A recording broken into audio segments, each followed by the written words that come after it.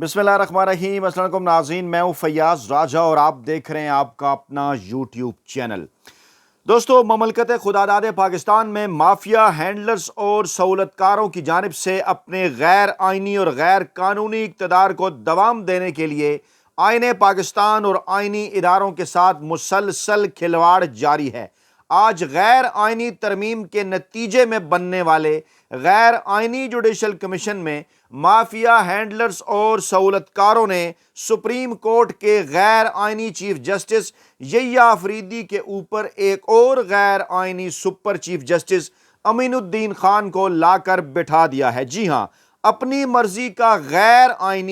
आइनी बेंच तश्कील देते हुए अमीनुद्दीन खान को उसका सरबराह बना दिया गया और उसमें जनाब वाज़े तौर पर जो जज उसके अंदर 7 शामिल किए गए हैं इस गैर आइनी बेंच के अंदर, जिनके ऊपर अमीनुद्दीन खान को बिठाया गया, वो तमाम के तमाम 6 जज पिक एंड चूज के जरिए इंतखाब किया गया और इस बात की मुकम्मल तौर पर गारंटी की गई कि आइंदा आगे चलकर पाकिस्तान तहरीक इंसाफ का मखसूस नशिस्तों के केस का मामला हो, चाहे 63A का मामला हो, चाहे फौजी अदालतों के मामलात हों, दीगर तमाम मामलात में वहाँ पर हुकूमत की वाज़े अक्सरियत रहे। और ऐसे ऑलरेडी 3 जजेस जहाँ पर लगाए गए जो काजी फैज़ ईसा के लौंडे हैं, बाकायदा तौर पर हुकूमत के साथ खड़े हुए। चौथे जज के तौर पर मुसर्रत हलाली साहबों को लाया गया। बाकी जो 3 जज लगाए गए उसमें एक मुस्तकबिल के चीफ जस्टिस के उम्मीदवार हैं।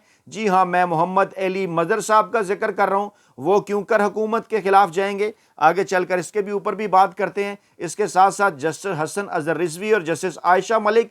मलिक वाहिद, वो आइन और कानून के साथ खड़ी होने वाली जज जिनको मजबूरन इसलिए शामिल किया गया ताकि थोड़ी सी वेरिएशन रहे। हसन अजहर रिजवी भी उन जजेस के अंदर शामिल जिन्होंने पाकिस्तान तहरीक इंसाफ के हक में फैसला किया था, यानी इन्होंने इस बात की मुकम्मल तौर पर इंतज़ाम कर लिया है कि अगर 6-1 नहीं, 5-2 नहीं तो 4-3 से कम उनके हक में फैसले आते रहें। अब हैरान कुन अमर यह है कि 12 रुकनी जुडिशल कमीशन का सबसे बड़ा लतीफ़ा यह है कि इसमें अमीनुद्दीन खान जो इस बेंच के सरबराह बना दिए गए हैं, उन्होंने खुद भी अपने आप को इस के अंदर जो है वो वोट डाला और जनरल ज़ियाउल हक के बाद एक और नई याद उन्होंने ताज़ा कर दी। दुनिया के किसी आइन और कानून में ऐसा नहीं होता। अब बड़ा लतीफ़ा यह है कि 13 रुकनी जो जुडिशल कमीशन है, जिसके 13 मेंबर थे, गैर आइनी 26वीं तरमीम के ज़रिए बनाया गया। वो तमाम तर कोशिशों के बावजूद उसके अंदर लूप होल्स थे, वो मुकम्मल नहीं था, उसका इजलास बुलाया ही नहीं जा सकता था। अपोजिशन ने इसी जानिब इशारा किया, लेकिन इसके बावजूद ना सिर्फ ये इजलास बुलाया 12 रुकनी, जिस पर यह सवाल पैदा हो सकता था कि अगर 6-6 लोग आमने सामने आ गए तो कैसे फैसला होगा, लेकिन क्योंकि पहले ही इंतज़ाम कर लिया गया था, इसके अंदर कौन कौन था, अच्छी तरह से इस बात का अंदाज़ा था कि जनाब ये मामला हमारे हक में आएगा। क्योंकि अमीनुद्दीन खान थे, एक अकलीती रुकन स्पीकर के इंतखाब की डेफिनेटली उन्होंने इसलिए रखी थी कि उनको वोट लेना था। 2 हुकूमती रुकन थे, एक हुकूमती वजीर, एक हुकूमती अटारनी जनरल और एक हुकूमती बार का नुमाइंदा, यानी 7 लोग इन्होंने पक्के करके रखे थे। जब यहिया अफरीदी साहब को भी इस बात का पता चल गया कि अब हुकूमत के पास वोट तो पूरे हैं, 7 लोग उनके पास मौजूद हैं, तो बज़ाहिर उन्होंने बहुत बड़ी बगावत का मुजाहरा करते हुए वो मंसूर शाह, मुनीब अख्तर, शिबली फराज और उमर अयूब के साथ चले गए और इस 7 रुकनी बेंच के खिलाफ वोट डाला और ये मौक़िफ़ इख्तियार किया कि तमाम जो पूरी कोर्ट है, फुल कोर्ट, उस पर मुश्तमिल जो है वो ये आइनी बेंच बनाना चाहिए। लेकिन यहिया अफरीदी साहब ने इससे पहले क्या कार्रवाई डाली वो भी आपके सामने रखते हैं ताकि मामला समझने में आसानी हो। असल में अफरीदी साहब बिक गए, जिसके बाद मुकम्मल तौर पर फारिग हो गए और अमली तौर पर इस वक्त पाकिस्तान की सुप्रीम कोर्ट पर इस्टेब्लिशमेंट का कब्जा है। इस मामले का आगाज़ कैसे और क्यों कर हुआ, बारहा आपके सामने हम माजी में भी रख चुके, लेकिन इसके अंदर जो ताज़ा तरीन डेवलपमेंट्स हैं वो आपके सामने रखते हैं कि जब प्रैक्टिस एंड प्रोसीजर कमेटी को एक बार फिर ये हुकूमत चौथी मरतबा गुज़श्ता 2 माह के अंदर तब्दील करने का इरादा कर रही थी अपनी मर्जी के बेंच बनाने के लिए, तो यहिया अफरीदी साहब ने आते साथ कुछ इस किस्म के फैसले किए। ये तासुर देने की कोशिश की कि वो आइन और कानून के साथ खड़े हैं। उन्होंने मुनीब अख्तर को शामिल कर लिया, मंसूर अली शाह को कमेटी के अंदर शामिल कर लिया, जिनको निकाल दिया गया था काजी फैज़ ईसा की जानिब से, और अमीनुद्दीन खान साहब के साथ मिलकर वो फैसले करते रहे। लेकिन हैरान कुन तौर पर 31 अक्टूबर को प्रैक्टिस एंड प्रोसीजर कमेटी का اجلاس بلایا گیا، کہا گیا چیف جسٹس کو کہ اجلاس بلایا جائے کیونکہ یہ لازم تھا، کیونکہ 26ویں آئینی ترمیم کے خلاف درخواستیں آ چکی تھیں اور ارادہ یہ تھا اور بالکل آئینی اور قانونی ارادہ تھا پریکٹس اینڈ پروسیجر کمیٹی کا کہ فل کورٹ کے سامنے ان درخواستوں کو لایا جائے، پہلے 26ویں آئینی ترمیم کا فیصلہ کیا جائے، اس کے بعد کوئی بھی جوڈیشل کمیشن کا اجلاس بلایا جائے، کیونکہ تمام تر چیزیں مکمل طور پر غیر آئینی ہیں۔ لیکن ہوتا یہ ہے کہ یہی آفریدی صاحب ایک بار پھر سہولت کاری کرتے ہیں، وہ اس اجلاس کو نہیں بلاتے، اور آج اس بات کا انکشاف کیا گیا، جی ہاں، خط لکھ کر اس بات کا انکشاف کیا گیا سپریم کورٹ آف پاکستان کے 2 سینئر جج صاحبان کی جانب سے، جی ہاں، جو کہ جنہوں نے یہ بات واضح کر دی کہ جناب ہم یہ خط لکھ چکے ہیں۔ سپریم کورٹ کے 2 سینئر جج جسٹس منیب اختر اور جسٹس منصور علی شاہ صاحب، انہوں نے یہ کہا، آج ان کا خط سامنے آیا کہ جناب ہم نے 26ویں آئینی ترمیم کا کیس اسی ہفتے فل کورٹ بینچ میں لگانے کا مطالبہ کیا تھا اور ہم نے خط بھی لکھا تھا، لیکن جی آفریدی صاحب نے اجلاس نہیں بلایا۔ پھر ہم اس اجلاس کے اندر بیٹھے، ہم نے اس بات کا فیصلہ کیا کہ جناب اس کو فل کورٹ کے سامنے لگایا جائے اور کاز لسٹ جاری کی جائے۔ کہا گیا سپریم کورٹ کو، انتظامیہ کو، کاز لسٹ جاری کی جائے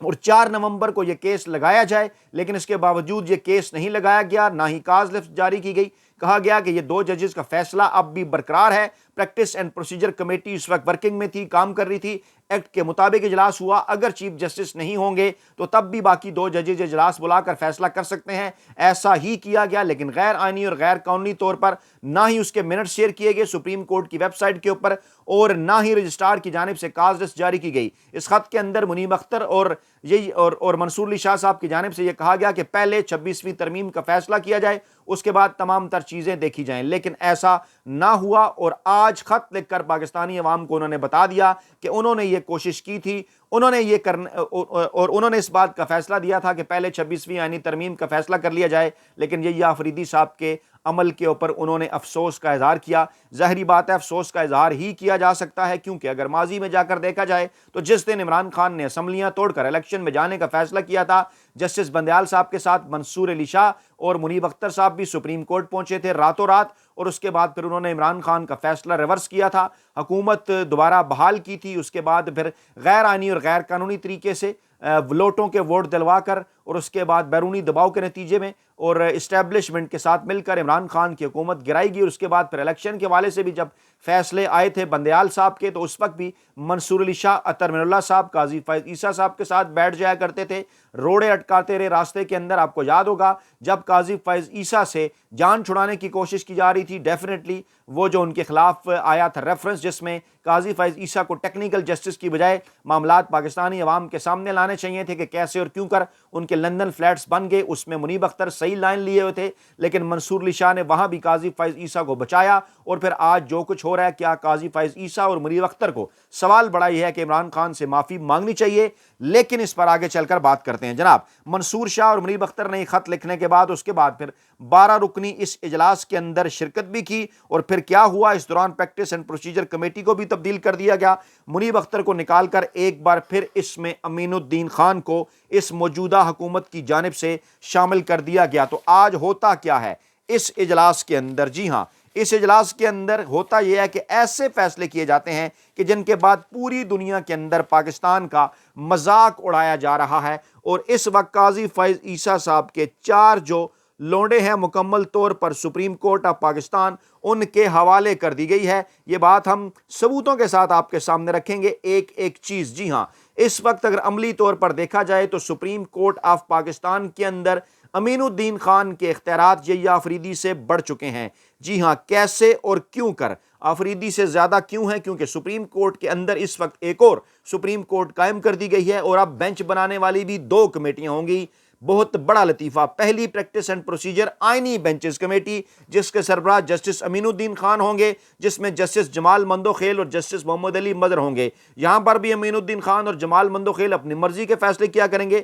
محمد علی مظہر وہ جج ہیں جو کہ 8 ججز کے ساتھ گئے تھے پاکستان تحریک انصاف کو نشستیں دینے کے معاملے کے اوپر، یعنی جہاں پر بھی امین الدین خان اور حکومتی اکثریت بنا دی گئی، آئینی بینچ کون بنائے گا یہ فیصلہ بھی یہی کرے گی، یعنی حکومت کرے گی، کون سے کیس وہاں جائیں گے وہ فیصلہ بھی یہی کریں گے۔ دوسری practice and procedure normal benches committee, جس میں یہ آفریدی صاحب سپریم کورٹ کے سربراہ اور ساتھ جسٹس منصور علی شاہ، اور پھر ان کے ساتھ یہاں پر بھی جسٹس امین الدین خان کو آئینی بینچ کے سربراہ کے طور پر اس میں شامل کر دیا گیا، منیب اختر صاحب کو پھر نکال دیا گیا۔ اب یہاں پر واضح ہے کہ منصور علی شاہ اور امین الدین خان تو بینچز کے معاملے میں آمنے سامنے ہوں گے، یحییٰ آفریدی کا ووٹ فائنل ہوگا، اور وہ جب اتنا زیادہ مینج ہو چکے ہیں تو آگے چل کر وہ کیا کریں گے وہ بھی واضح طور پر صورتحال جو ہے وہ نظر آ رہی ہے۔ لیکن حیران کن عمل یہ ہے، عجیب ترین بات یہ ہے کہ حکومت نے فارم 47 پر حکومت بنائی اور اس کے باوجود پریشان رہی، پھر آئینی ترامیم کی غیر آئینی طریقے سے، پھر بھی پریشان رہی، پھر چیف جسٹس بھی مرضی کا بنا لیا، اب بھی پریشان ہے، اور اب چنے ہوئے آرمی چیف کو توسیع بھی دے رہے ہیں،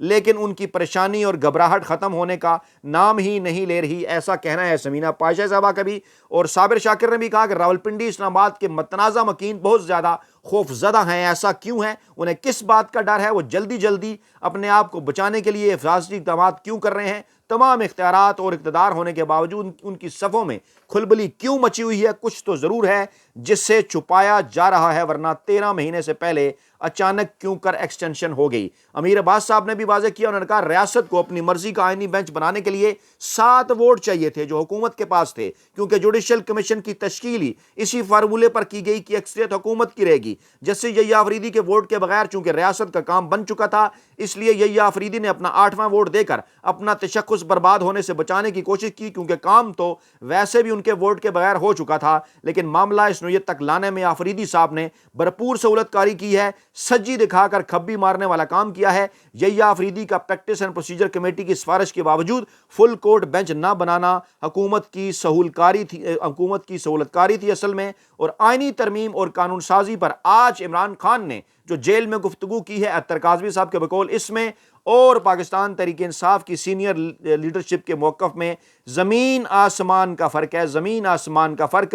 اور شاہد اسلم صاحب نے بھی کہا کہ اب یہ سمجھ آ گئی ہوگی کہ یہ فارم 47 والی جعلی اسمبلی بنوانے کے لیے جنرل صاحب اور ان کی ٹیم نے اتنی محنت کیوں کی، اور جعل سازی کی تحقیقات رکوانے کے لیے قاضی کے ذریعے کیسے سارے معاملے کو دبایا گیا اور ججز کو ڈرایا اور دھمکایا گیا۔ اب چیزیں مکمل طور پر واضح ہو رہی ہیں۔ سرور باری صاحب نے کہا، the more you prevent normal and peaceful means of change or progress, the move violent and creative options are adopted for change. This is one great lesson of history. تاریخ کا سبق ہے کہ جب آپ پرامن راستے بند کرتے ہیں ملک کے اندر انقلاب کے، تبدیلی کے، تو پھر ڈیفینیٹلی تشدد کو فروغ ملتا ہے۔ عمران خان کا پیغام اہم ترین اڈیالہ جیل سے عمران خان نے کہا، پاکستانی عوام کو ملک پر مسلط قبضہ اور ایکسٹینشن مافیا کے خلاف نکلنا ہوگا، ورنہ ہماری آنے والی نسلیں بھی چیونٹیوں کی طرح زندگی گزارنے پر مجبور ہو جائیں گی۔ ملک پر قبضہ مافیا اور ایکسٹینشن مافیا کا تسلط ہے جو اپنے اقتدار اور قبضے کو طول دینے کے لیے ہر ایک ہتھ کنڈا اپنا رہا ہے، جس کی نہ آئین اجازت دیتا ہے، نہ قانون، اور نہ ہی سیاسی اخلاقیات اجازت دیتی ہیں۔ 26ویں آئینی ترمیم اور ایکسٹینشن کے لیے کی گئی قانون سازی اس کا حصہ ہے۔ عدالتوں اور پارلیمنٹ کو روندا جا رہا ہے، اور عوام کو بھی۔ جو ایکسٹینشن دی گئی جمہوریت، قانون کی حکمرانی اور عوام کے حقوق کا قتل ہے۔ ایکسٹینشن اور قبضے سے ادارے مضبوط نہیں، کمزور ہوتے ہیں۔ قوم اپنے لیے کھڑی ہو اور منظم ہو کر پرامن احتجاج کرے، کیونکہ جب تک ملک میں انصاف کا انقلاب نہیں آئے گا تب تک جمہوریت نہیں ہوگی۔ انصاف کا انقلاب لانے کے لیے تمام لوگوں کو نکلنا ہوگا، یہ کسی ایک شخص یا پارٹی کا نہیں، پورے پاکستان کی بقا اور سالمیت کا معاملہ ہے۔ سابق وزیر اعظم عمران خان کی اڈیالہ جیل میں میڈیا اور اپنے وکلاء سے گفتگو۔ اور حیران کن امر ایک اور ہے کہ اسی بینچ کے اندر جو 7 رکنی آئینی بینچ بنایا گیا، پہلے میں کچھ اس کی تفصیلات بھی جناب آپ کے سامنے رکھ دیتا ہوں۔ یہ جو 7 رکنی آئینی بینچ بنایا گیا، سربراہ اس کا بنایا گیا جناب امین الدین خان صاحب کو، 5-7 سے جناب یہ فیصلہ آیا ہے۔ اس کے اندر جناب ایک تو امین الدین خان صاحب اور ان کے ساتھ عائشہ ملک صاحبہ، جی ہاں، ان 2 لوگوں کو انہوں نے کہا جی ہم پنجاب کے کوٹے کے اندر لے رہے ہیں۔ اور اس کے ساتھ ساتھ پھر جناب جو 2 جج صاحبان ہیں، مندو خیل صاحب، جمال مندو خیل صاحب، اور اس کے بعد پھر جناب نعیم اختر افغان صاحب، ان کو انہوں نے بلوچستان سے لیا، حالانکہ کے پی سے بھی لے سکتے تھے، افریدی صاحب کو بھی لیا جا سکتا تھا، عطر ملا صاحب کو بھی لیا جا سکتا تھا، لیکن پھر ان کا بیلنس کیسے پورا ہوتا۔ سندھ سے محمد علی مظہر اور حسن اظہر رضوی کو لیا انہوں نے، اور کے پی کے سے مسرت حلالی صاحبہ کو۔ اچھا، اب یہ جو 7 رکنی بینچ ہے، اس میں سے 3 وہ جج ہیں جو مخصوص نشستوں کے حوالے سے پاکستان تحریک انصاف کے حق میں فیصلہ کر چکے، جس میں جناب محمد علی مظہر ہیں، حسن اظہر رضوی ہیں، اور اس کے ساتھ ساتھ عائشہ ملک ہیں، جبکہ 3 کہہ چکے کہ یہ فیصلہ مانے ہی نہ، قاضی صاحب کے جو لونڈے تھے امین الدین خان صاحب، مندوخیل صاحب اور نعیم اختر افغان صاحب، اور چوتھی اس میں مسرت حلالی صاحبہ ڈال دی گئی ہیں جنہوں نے بلے کا نشان چھینا تھا۔ یعنی واضح طور پر انہوں نے تناسب اس کا اپنے حق کے اندر کر لیا ہے۔ مقصد ان تمام تر چیزوں کا کیا ہے؟ کیونکہ کوٹے سے جو ججز لائے گئے تھے قاضی فائز عیسیٰ صاحب کے، چاہے وہ جمال مندوخیل ہوں بلوچستان سے، نعیم اختر افغان ہوں بلوچستان سے، ان کو لے کر آگے چل کر کیا کرنا تھا وہ جناب واضح ہو چکا ہے۔ اور رحیق عباسی صاحب نے بھی کہا کہ جسٹس فائز عیسیٰ جیسا بسیار گو، خود پسند، جو کچھ 2 سالوں میں نہیں کر سکا تھا، یہ آفریدی جیسے کم گو لیکن عیار جج نے 10 دنوں میں کر دکھایا ہے، اور بہت کمال کی صورتکاری کی ہے اس حکومت کی۔ لیکن اس کے باوجود عمران خان کا اڈیالہ جیل سے پاکستانی قوم کے نام یہی پیغام ہے کہ آپ نے گھبرانا نہیں ہے، کیونکہ ڈٹ کے کھڑا ہے کپتان۔ اپنا بہت خیال رکھے گا، دعاؤں میں یاد رکھے گا۔ نئی ویڈیو کے ساتھ جلد حاضر ہوں گے۔ اللہ نے کے بعد۔